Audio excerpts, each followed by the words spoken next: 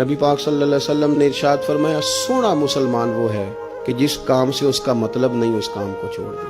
اور نبی کریم صلی اللہ علیہ وسلم نے فرمایا قیامت کے دن زیادہ گناہ ان لوگوں کے ہوں گے جو زیادہ فضول باتیں کرتے تھے، ان کے گناہ زیادہ ہوں گے۔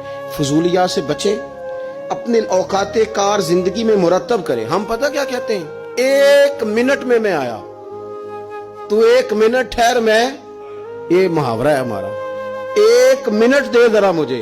تو میں اکثر دوستوں سے کہتا ہوں کہ جو 1 منٹ ہے نا، اسے کیوں ضائع کرتے ہو؟